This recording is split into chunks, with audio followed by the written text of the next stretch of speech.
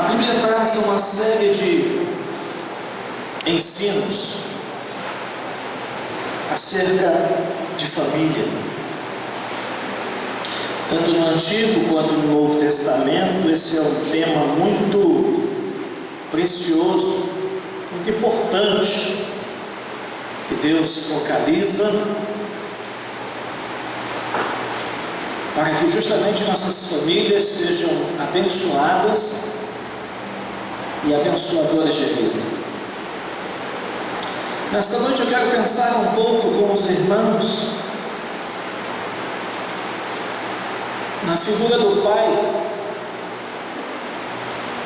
como um exemplo de como Deus é nosso pai.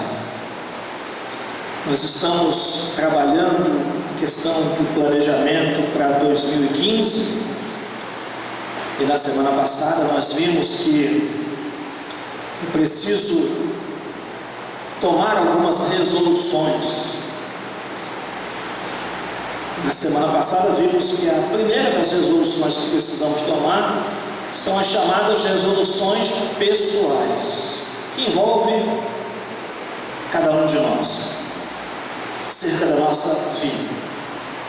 E hoje vamos ver as resoluções no âmbito familiar, as resoluções familiares.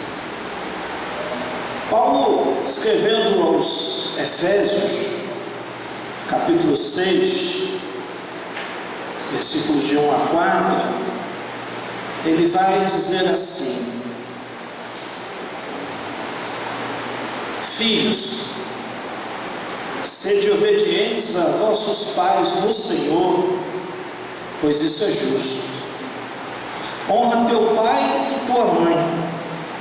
Este é o primeiro mandamento com promessa, para que vivas bem e tenhas vida longa sobre a terra.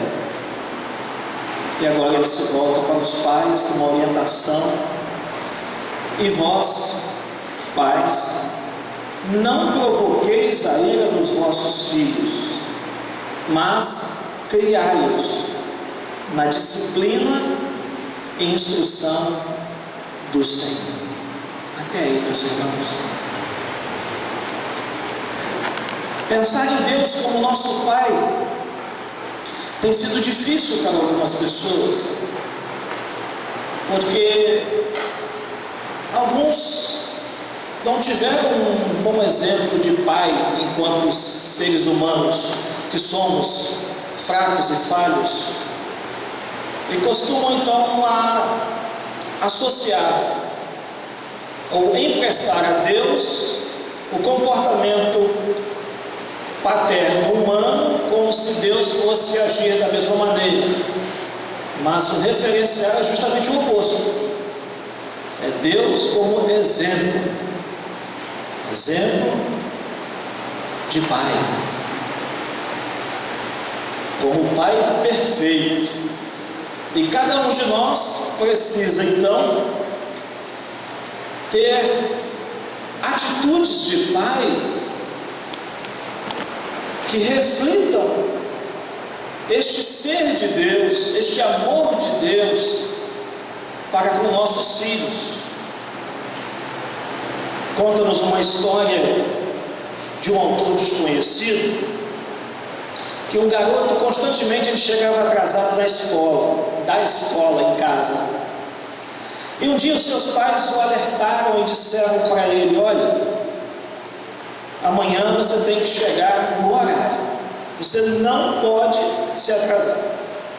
Entretanto, no dia seguinte, aquele garoto chegou mais tarde ainda, mais atrasado ainda do que ele estava acostumado a chegar. Sua mãe viu ele entrando em casa, mas não falou absolutamente nada. Seu pai o viu na sala, mas também não disse uma palavra sequer. A tarde foi terminando, chegou o horário do jantar e todos tomaram seus lugares à mesa. E o garoto então olha para o seu prato e vê que no seu prato tem apenas um pedaço de pão. E ao lado do prato, à frente do prato, um copo com água. Ele olha para o prato de seu pai e vê um prato cheio, caprichado, de comidas variadas. O pai não fala absolutamente nada, permanece calado, como estava durante toda aquela tarde, e o garoto vai então tendo sentimentos de inadequação, de não aceitação, de uma pessoa deixada de lado, uma autoestima baixa. Ele vai se sentindo cada vez menor. O pai então espera até um momento em que ele percebe pelo rosto do garoto que aquela situação estava mexendo com ele verdadeiramente. E o pai então pega o prato da frente do menino e retira, e pega o seu prato e coloca na frente do garoto. Abre um sorriso para ele. Quando aquele garoto fica adulto e as pessoas perguntam para ele por que ele sabe, ou como é que ele sabe que Deus é bom, ou como Deus é, e ele responde da seguinte maneira: eu sempre soube como Deus é, pelo que meu pai fez naquela noite. Como, meus irmãos, muitas vezes um gesto fala tão alto nas nossas vidas, ensina-nos mais do que muitas palavras,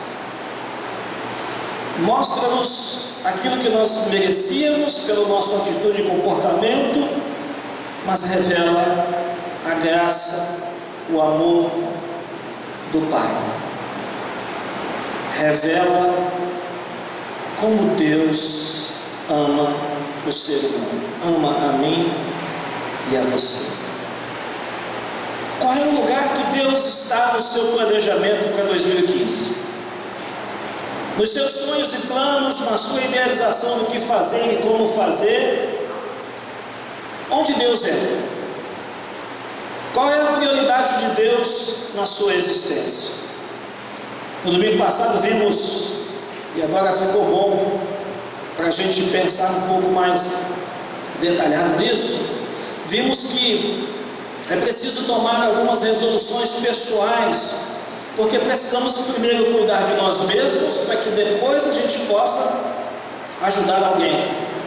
Se não estamos em condições, dificilmente teremos condições de ajudar alguém. Então, a primeira proposição, a primeira resolução pessoal que eu tenho que fazer é cuidar de mim mesmo. Cuidar de deixar todo o mal, todas as coisas erradas para trás, e também usar o meu corpo para a glória de Deus, nunca para aquilo que não engrandece nem glorifica o nome do Senhor. A segunda resolução que nós vimos na semana passada foi que eu preciso alegrar-me, ou seja, não permitir com que as circunstâncias definam o fato de eu estar ou não alegre, porque a minha alegria vem do Senhor.